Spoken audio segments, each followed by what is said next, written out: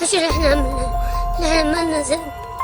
ايش اللي احنا عملناه؟ 2011년에 시작된 시리아 사태는 7년째 이어지면서 지금까지 34만 명이 넘는 사망자와 490만여 명의 난민이 발생했습니다. 시리아 사태는 왜 일어났고 지금까지 계속되는 이유는 무엇일까요?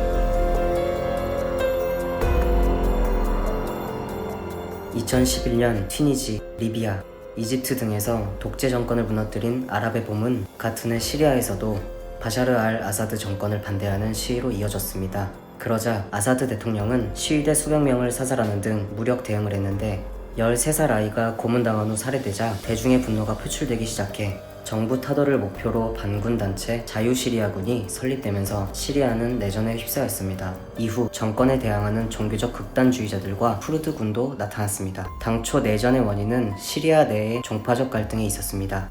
하지만 시리아에서 일어난 전쟁은 외부 세력에게 개인 명분을 제공하게 됩니다. 초기 반군의 기세가 강력하자 이란은 파적 동지인 아사드 정권에 대한 반란은 그들에게도 위협이라고 판단, 적극 개입해 아사드를 도왔습니다. 그러자 이란과 주도권 경쟁을 벌여온 사우디아라비아는 터키와 요르단 등을 통해 시리아 반군을 지원하기 시작했습니다.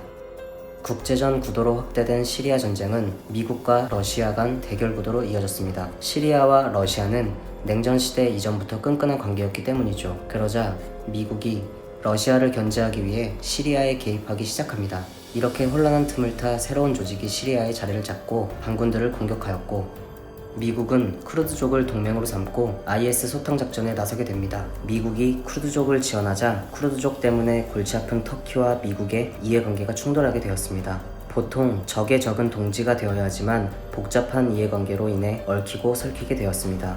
그 후 IS는 시리아에서 떠났지만 2018년 4월 아사드 정권의 화학무기 공격으로 어린이를 포함한 수많은 사람들이 숨졌고 인도적 차원의 문제로 확대되어 미영프 연합군은 미사일 공습을 단행했습니다. 시리아 사태는 정치, 경제, 종교, 국제적 이해관계에 의해 끝나지 않는 전쟁이 되었습니다. 7년째 계속되는 모두에 대한 전쟁.